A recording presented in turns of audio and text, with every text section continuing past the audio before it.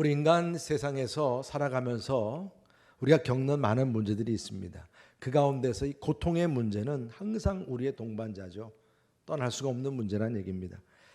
그래서 여러 가지 부분들 가운데서 이 고통의 문제가 무엇인가 하면 여러 가지가 있죠. 미운 사람을 만나는 고통, 또 이것은 꼭 좀 원하는 일인데 이루어지지 않는 고통. 이런 일은 꼭 반드시 일어나지 말아야 된다고 생각하는데 또 일어나는 고통. 근데 여러분, 고통 가운데서 가장 큰 고통은 무엇이냐면 사랑하는 사람이 떠나는 고통이라고 합니다. 그래서 그 많은 심리학자들이 우리 인간들이 겪는 스트레스 지수를 이렇게 연구하면서 이사를 해서 다른 지옥으로 갈 때 스트레스가 있고, 실직할 때, 그리고 또 이제 서로 이혼을 하거나 서로 같이 이별을 할 때 그 받는 스트레스가 큰데 100% 가장 큰 스트레스는 배우자가 죽을 때라고 합니다. 함께 했던 그 배우자가 죽음으로 인한 그 스트레스는 가장 크다고 합니다. 그래서 우리가 VIP 전도할 때도 이런 고통의 문제를 안고 있는 사람들의 상황을 잘 옆에서 돌보고 공감하면서 같이 나누면서 그 접촉점을 같이 잡는 것이 중요하다 했습니다. 여러분, 아무리 부부가 해로한다고 해도 어떻습니까? 언젠간 이별의 때가 있습니까? 없습니까? 이별합니다. 그렇죠? 이별합니다. 오늘 우리가 읽은 말씀에서도 이 아픔의 이야기가 소개됩니다. 바로 아브라함의 아내 사라가 127세로 생을 다했다는 말씀이에요. 1절 위에 보면 사라가 127세를 살았으니 이것이 곧 사라가 누린 횟수라. 사라가 가나안 땅 헤브론 곧 기럇 아르바에서 죽음에 아브라함이 들어가서 사라를 위하여 슬퍼하며 애통하다가 그랬습니다. 아브라함이 100세 때 사라는 90이었죠. 그래서 이삭을 낳았죠. 10년 차라는 얘기예요. 지금 오늘 안타까운 것은 남편보다 누가 먼저 떠나갔어요? 아내 사라가 10년 먼저 떠나갔습니다. 죽음의 이별은 순서가 없습니다. 지금 이 믿음의 조상 아브라함은 이 먼저 떠나간 아내를 위해서 슬퍼하고 그리고 애통해하는 모습입니다. 사실 이삭을 낳기까지의 그 과정부터 여러분 생각해 보십시오. 사라가 얼마나 아브라함과 함께하면서 많은 일을 겪었습니까?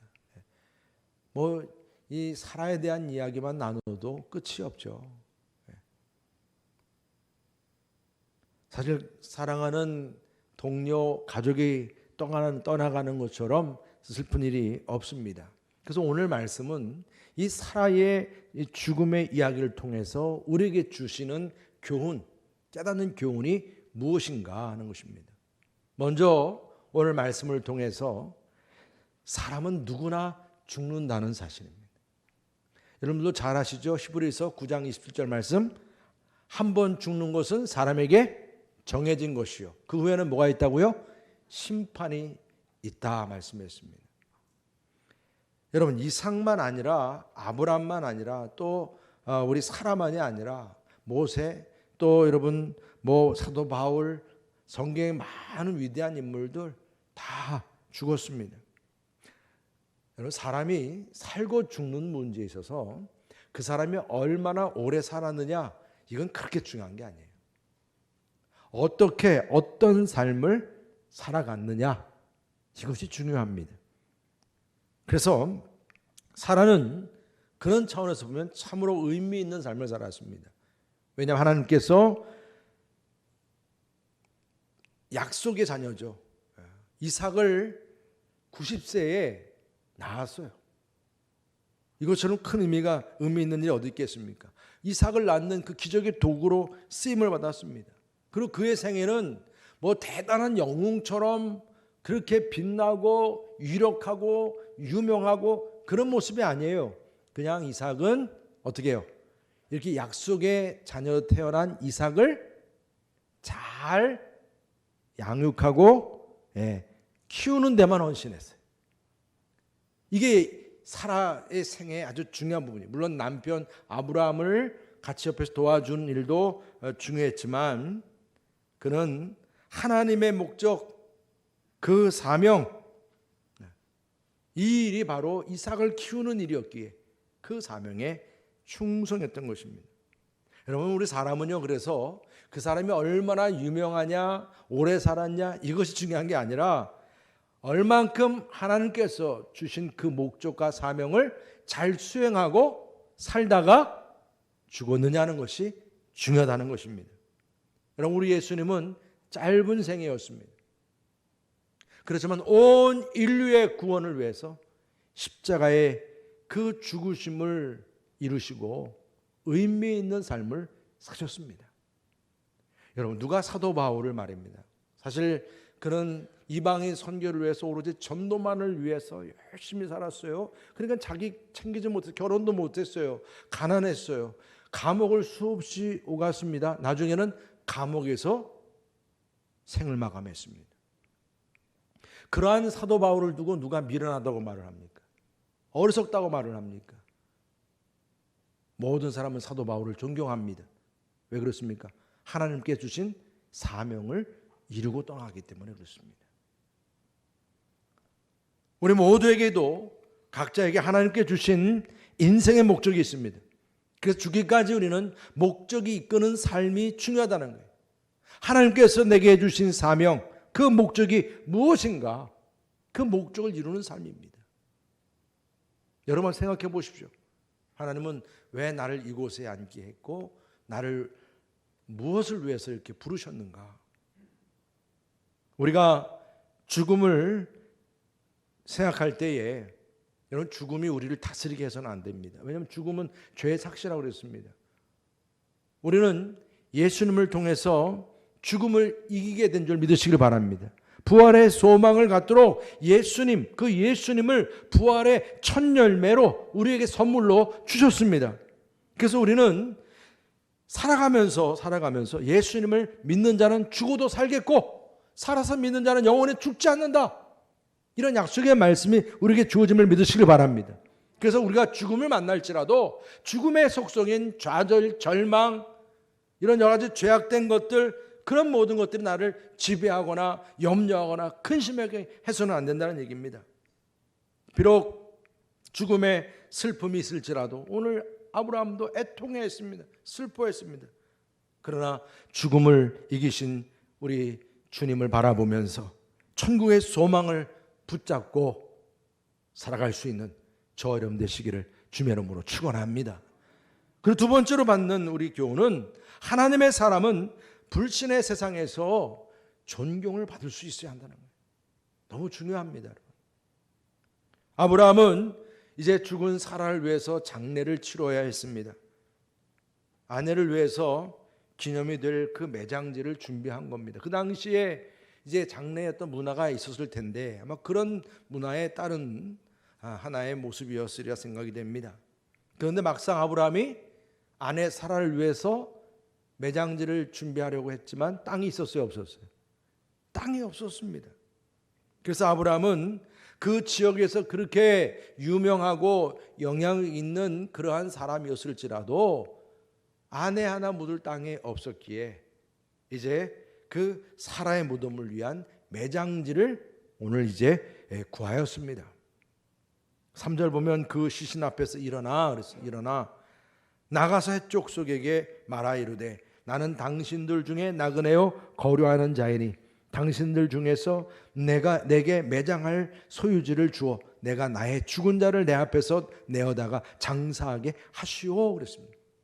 아브라함은 헷족 속에게 땅을 팔라고 요구하면서 말입니다.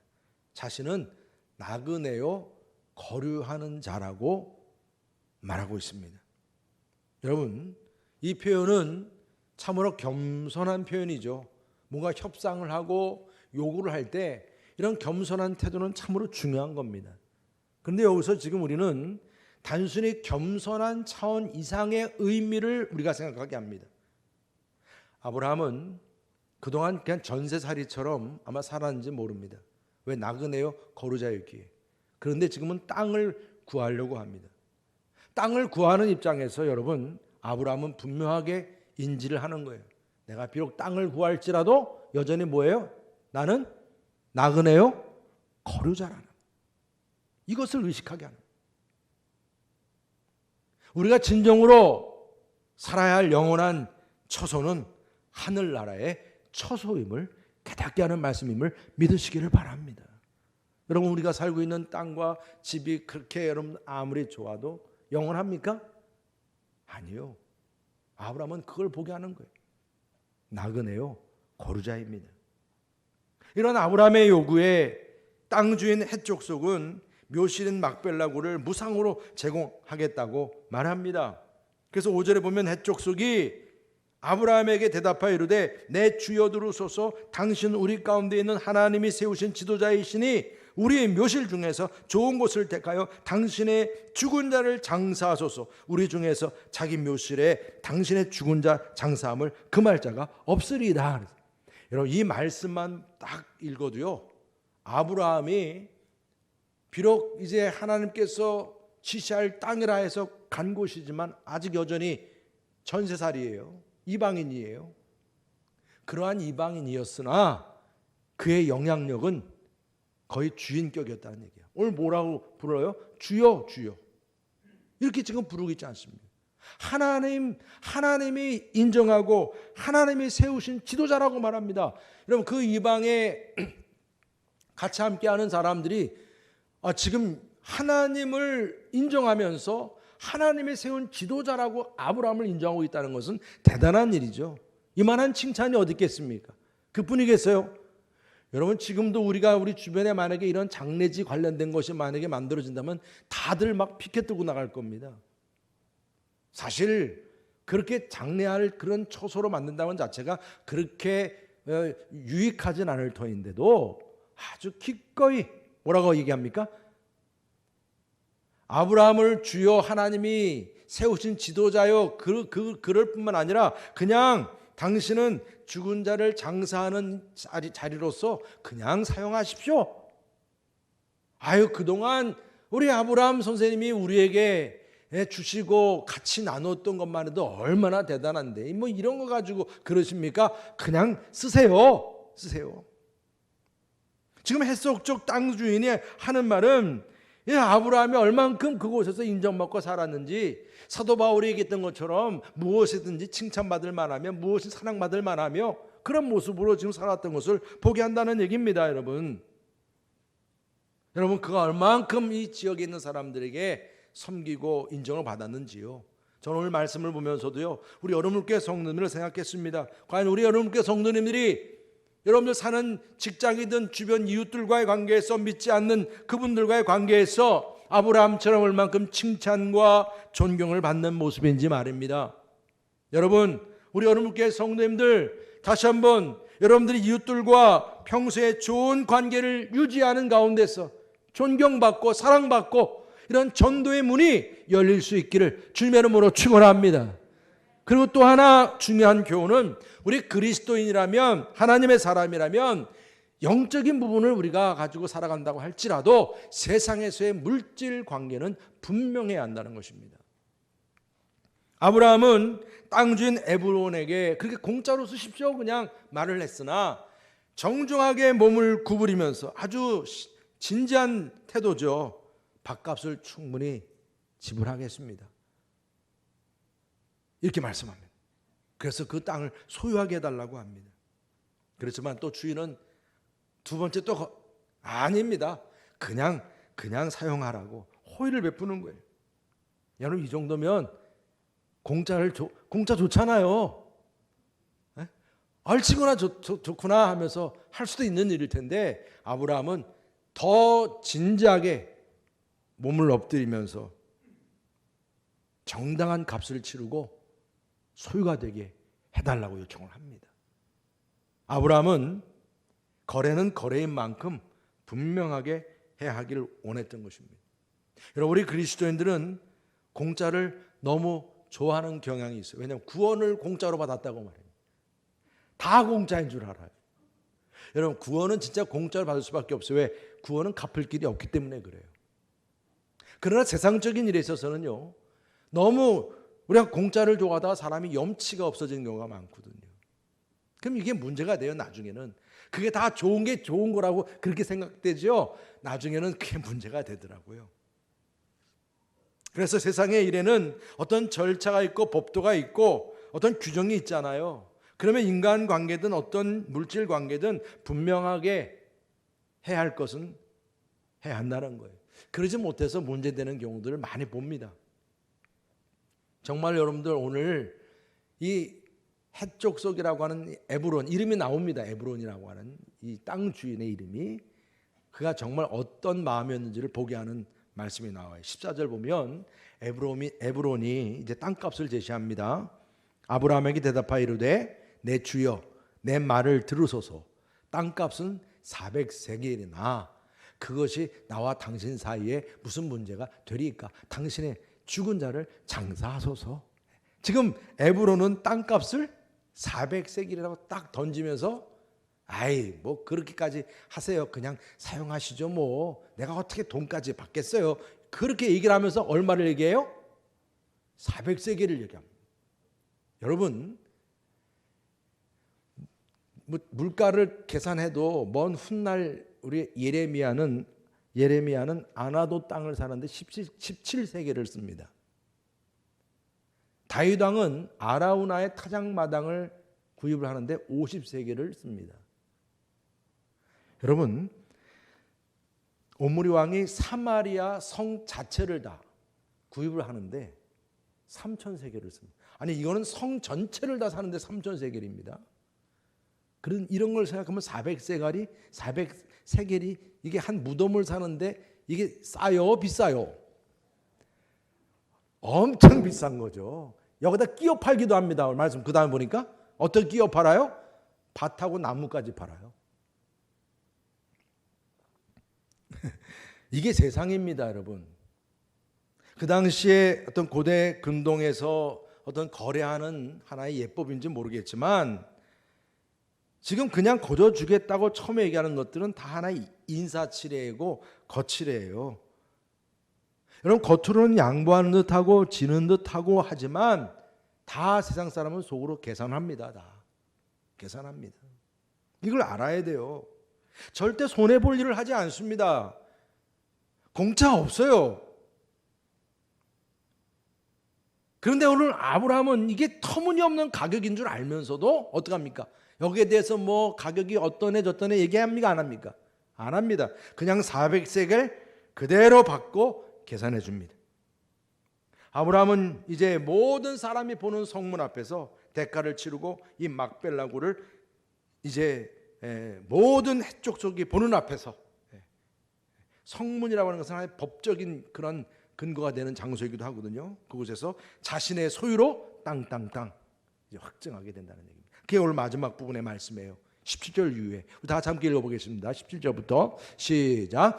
마므레 앞 막벨라에 있는 에브론의 밭 곧 그 밭과 거기에 속한 굴과 그 밭과 그 주위에 둘린 모든 나무가 성문에 들어온 모든 헷족속에 보는 데서 아브라함의 소유로 확정된지라. 그 후에 아브라함이 그 아내 사라를 가나안 땅 마므레 앞 막벨라 밭 굴에 장사였더라. 마므레는 곧 헤브론이라. 이와 같이 그 밭과 거기에 속한 굴이 헷족소로부터 아브라함이 매장할 소유지로 확정되었더라. 아멘. 여러분, 하나님의 사람들은 이렇게 세상에서 행하는 계산법에 따르지만 여러분, 이렇게 넉넉하게 풍성하게 베풀 줄도 알면서 그런 가운데서 이렇게 분명하게 이제 계약도 맺고 결정을 짓게 하는 것을 볼 수가 있습니다. 참 대단하죠. 여러분, 오늘 아브라함은 정말 공짜로 얻을 수 있었지만 그 매장지를 아주 분명하게 계산해서 값을 치루었습니다. 그것도 넉넉하게 이제 치루었습니다. 아브라함은 모든 사람들이 보는 앞에서 공개적으로 이 막벨라 굴을 정당하게 자신의 소유로 정하고 그곳에 이제 사라의 이제 장례식을 위한 이제 장지로 사용하게 됩니다. 여러분, 우리 그리스도인들 역시 마찬가지입니다. 우리가 서로 믿지 않는 사람과의 관계성 속에서도 염치 없는 행동 하나하나가 그것이 또 우리의 전대문을 막고 빈축을 사고 그런 일들을 겪게 되는 경우가 많습니다. 분명히 성경엔 이렇게 주는 자가 복되다라고 말씀했습니다. 없다는 핑계로 인해서 자꾸 공짜만 바라는 것이 아니라 주는 자가 되고 세상에서이든 인간관계에서이든 물질관계에서든 어떤 절차에서든 분명하고 합당하게 우리가 대처하고 인정받을 수 있는 저와 여러분 되시기를 주님의 이름으로 축복합니다. 그리고 마지막으로 중요한 것은 이 아브라함이 이 막벨라 굴을 구하는 것이 단순히 그냥 그 장소만이 아니라 앞으로 장차 주어질 하나님의 나라를 위한 대가를 치루었다는 것입니다. 여러분, 우리 그리스도인들 마찬가지 아닙니까? 우리가 사람들에게 뭐 신세 안 주고 살 수는 없습니다만은 항상 신세 줄 수는 없는 거 아닙니까? 오히려 다른 사람의 짐을 져주는 그런 사람들이 우리 그리스도인들이어야 할 줄 믿습니다. 그래서 우리는 착각하기 쉬운 거예요. 구원을 공짜로 받았으니까 약속의 땅이 주어지고 은혜가 주어진다고 해서 그것도 다 그냥 가만히 있으면 마치 감 떨어지듯이 그냥 입만 벌리면 다 떨어지는 줄 안다는 거예요. 여러분, 하나님께서 이스라엘 백성들에게 가나안 땅을 이제 약속해 주셨습니다. 그들이요 광야를 지나서 요단강을 지나가면 그냥 바로 그냥 가나안 땅을 차지할 수 있도록 길이 쫙 열린 줄 아십니까? 여리고 성벽부터 무너뜨리는 작업을 했어야 했던 겁니다. 끝까지 그 가나안 땅을 정복하기 위해서 이스라엘 백성들이 하나가 되어서 싸움으로 이겨내면서 가나안 땅을 점령한 겁니다. 그게 약속의 땅을 점령한 거예요. 여러분, 우리는 우리에게 주어진 주님의 약속의 말씀을 누리는 데 있어서 하나님의 은혜를 누리는 데 있어서도 이것이 공짜가 아니라 그만큼 땀을 흘리고 노력하고 수고하는 가운데서 이러한 약속의 땅을 차지할 수 있는 저와 여러분 되시기를 주님의 이름으로 축복합니다. 우리가 주님의 몸된 제단에서 이처럼 평화롭게 안식하고 주님의 귀한 사명과 은혜를 누릴 수 있는 이 자리도 그냥 만들어지는 게 아니에요. 여러분들의 땀과 수고가 배워지는 그런 기회와 자리가 될 수 있기를 축복합니다. 여러분들 그런 수고가 다 하나가 되어서 이처럼 성전이 세워지고 비전센터가 세워진 거 아니겠습니까? 하나님의 나라는 그만한 대가를 필요로 하기 때문입니다. 아브라함은 단순히 사라의 육신 하나만 장사 지내기 위해서 이 무덤을 구한 것이 아니라 앞으로 장차 주어질 하나님의 나라의 약속의 땅을 이루기 위한 대가를 치루었습니다. 아브라함이 구한 땅은 단순한 묘지만이 아니라 하나님께서 약속해 주신 땅이, 그 축복의 땅이 이제부터 시작이 된 것입니다. 그래서 히브리서 11장 15절 16절 이렇게 말씀합니다. 우리 다 같이 함께 읽어보겠습니다. 시작. 그들이 나온 바 본향을 생각하였더라면 돌아갈 기회가 있었으려니와 그들이 이제는 더 나은 본향을 사모하니 곧 하늘에 있는 것이라. 이러므로 하나님이 그들의 하나님이라 일컬음을 받으심을 부끄러워하지 아니하시고 그들을 위하여 한 성을 예비하셨느니라. 아멘. 여러분, 아브라함의 마음속에는 내가 만난 하나님, 그 하나님을 믿는 백성들이 자자손손 자라가며 그 자손들이 계속해서 이 땅을 차지할 그 미래를 바라본 거예요. 여러분, 천국을 생각하는 사람은 내가 지금 살아가는 이 땅을 일시적으로만 생각할 뿐입니다. 영원한 천국을 생각하면서 그 천국을 소망하는 사람들이 살아가는 땅을 바라봅니다. 여러분, 살아 죽었죠. 그래서 이 땅에 묻혔죠. 사람만이 아니잖아요. 그곳에 또 살던 아브라함도 그곳에 묻혔어요. 이삭도 묻혔어요. 리브가도 묻혔어요. 그뿐입니까? 야곱과 레아도 묻혔어요. 여러분, 이것이 그냥 단순히 한 아줌마, 한 아저씨가 그냥 묻힌 그런 막벨라 굴이 아니라는 얘기입니다. 이곳이 이제 후손들이 거할 약속의 땅이 시작이 되었고, 이젠 그 아브라함의 후손들이 앞으로 살아갈 그런 상속되는 땅이 되었다는 얘기입니다. 그의 후손들이 묻힐 땅이 되었고, 더 나아가서 이스라엘 백성들이 애굽의 노예가 되었다가 해방되어서 이제 광야를 지나서 가나안 땅으로 들어와 정복해 나갈 때도 그 가나안 땅을 정복하는 근거가 우리의 조상 아브라함이 바로 그 땅을 사놓았기 때문에 그 땅을 다시 차지하기 위해서 가나안 땅을 정복하게 하는 근거가 되었음을 믿으시길 바랍니다. 이게 그 약속의 땅입니다, 여러분. 여러분, 우리가 진정으로 돌아갈 나라, 하나님의 나라죠. 우리가 지금 살아가면서도 우리가 진정으로 돌아갈 그 하나님의 나라에 대한 그 처소를 우리 주님께서도 예비하신 줄 믿으시길 바랍니다. 우리 예수님께서 예비하셨어요. 우리가 잘 아는 요한복음 14장 1절 3절 다 함께 읽어보겠습니다. 시작. 너희는 마음에 근심하지 말라. 하나님을 믿으니 또 나를 믿으라. 내 아버지 집에 거할 것이 많도다. 그렇지 않으면 너에게 일렀으리라. 내가 너희를 위하여 거처를 예비하러 가노니 가서 너희를 위하여 거처를 예비하면 내가 다시 와서 너희를 내게로 영접하여 나 있는 곳에 너희도 있게 하리라. 할렐루야. 여러분, 우리의 거처가 영원한 거처가 아니요, 우리 주님께서 이처럼 영원한 거처를 예비하신 거예요. 아브라함이 원했던 거처예요. 아브라함이 그냥 잠깐 있을 그런 막벨라 굴을 산 게 아니에요. 영원히 거할 그 거처를 바라보며 그 땅을 구입한 겁니다. 요한계시록 21장 2절에도 새 하늘과 새 땅인 거예요. 신부가 신랑을 맞이하듯 준비하는 그 처소입니다. 여러분, 지금 우리들에게 주어진 여러분 교회도 그런 하나님의 약속의 땅으로 바라보시기를 축복합니다. 정당한 대가를 치르며 우리가 차지한 여러분 교회의 이 터전이 인천 지역의 복음화를 위해서 하나님께서 예비하신 복음의 못자리가 됨을 믿으시길 바랍니다. 이를 위해서 하나님께서는 여러분들을 택하시고 이 자리를 주님의 복된 처소로 세우시고 그만한 대가를 치를 수 있도록 주님이 우리를 택하심을 믿으시길 바랍니다.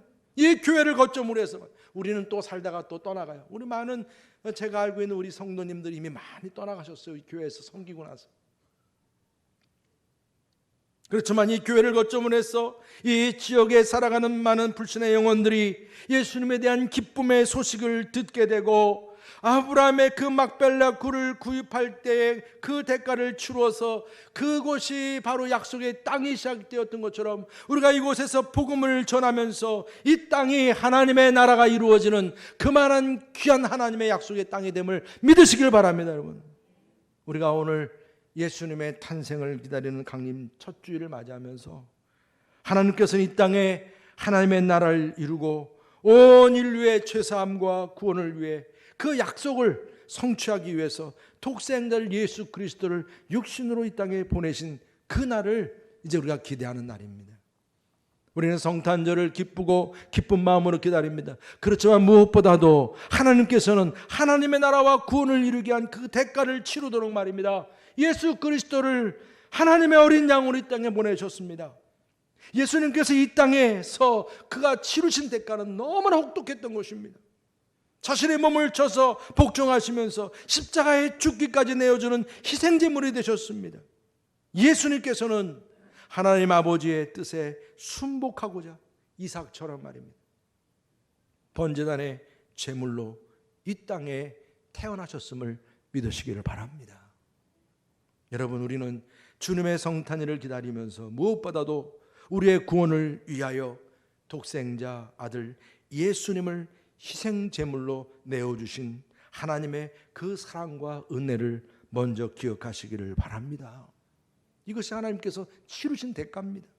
그의 사랑을 받은 하나님의 자녀 우리들은 동일하게 아브라함이 사라의 무덤을 위해서 막벨라 굴을 사는 그 대가를 치루었듯이 말입니다. 하나님의 나라를 위한 대가를 치르는 데에 함께 결단할 수 있기를 축복합니다. 나중에 가나안 땅을 통합한 다윗 왕이 말입니다. 예루살렘으로 그 성읍을 옮기기 전까지는 바로 이 막벨라 굴이 있는 헤브론 땅이 7년 동안 왕업을 이룬 곳이 되었어요. 나중에는 바로 이 헤브론 땅 바로 옆에가 베들레헴이 예수님이 탄생한 그 자리예요. 아브라함의 막벨라 굴이 바로 이 미래의 아기 예수님의 탄생을 준비한 약속의 땅이 되었음을 기억하시기를 바랍니다. 여러분들이 마찬가지예요. 지금 이 여름을 교회 자리가 미래의 예수님을 영접하고 아기 예수님이 탄생하는 하나님의 자녀들이죠. 하나님의 자녀들이 세워지는 그런 복된 약속의 땅, 그런 약속의 땅이 될 수 있기를 축복합니다. 그걸 바라보셔야 돼요. 우리 조두브라 선교사님은 벵갈로에서 그 꿈을 바라보고 사역하시는 듯이 말입니다. 앞으로 어떠한 하나님의 일꾼들이 이곳에서 세우실까? 지금 이곳에서 장래 하나님의 나라가 임하도록 어떤 대가로도 감동하겠노라고 결단하면서 말입니다. 하나님의 나라를 위해서 그 대가를 치르는데 열심히 여러분들이 오늘도 주님 전에 나와서 예배드리고 봉사하고 헌신하는 가운데서 여러분 이 자리가 주님의 사랑이 임하는 자리, 주님의 성령님이 임하는 자리, 주님의 구원이 임하는 자리, 하늘나라의 처소가 이루어지는 복된 자리, 그런 자리가 여러분들의 수고를 통해서 이루어지기를 주님의 이름으로 축복합니다. 할렐루야. 오늘 이 시간에 주님의 성령이 이곳에 임하도록 함께 찬양하기를 원합니다. 우리가 수고하고 우리가 대가를 치르는 것이 절대로 손해가 아니에요. 여러분들의 헌신과 봉사가 손해가 아닌 거예요. 하나님께서는 이 자리를 여러분들의 수고한 만큼 더 크게 하나님의 나라로 세우실 줄 믿습니다. 우리 주님 성령이 이곳에 함께 찬양합니다.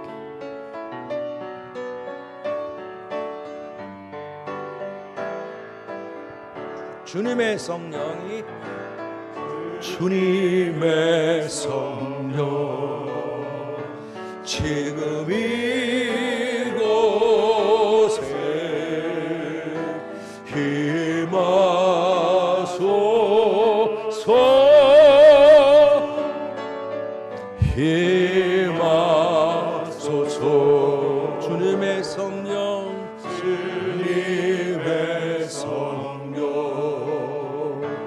지금 이곳에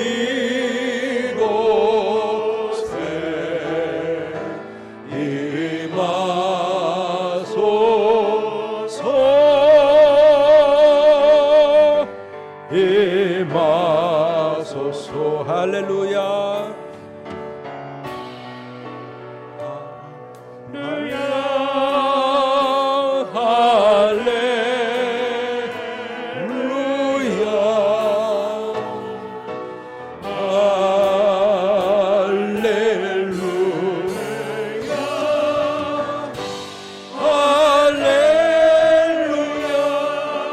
주님의 사랑이, 주님의 사랑 지금 이곳에 임하소서.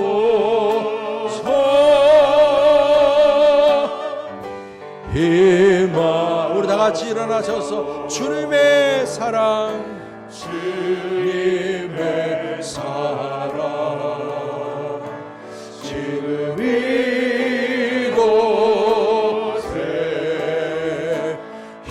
임하소서.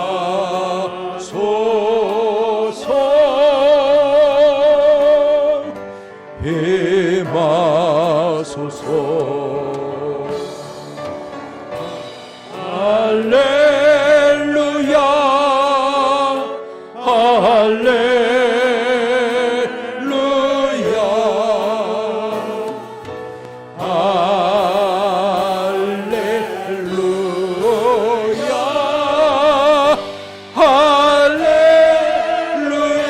할렐루야. 우리 할렐루야, 할렐루야, 할렐루야,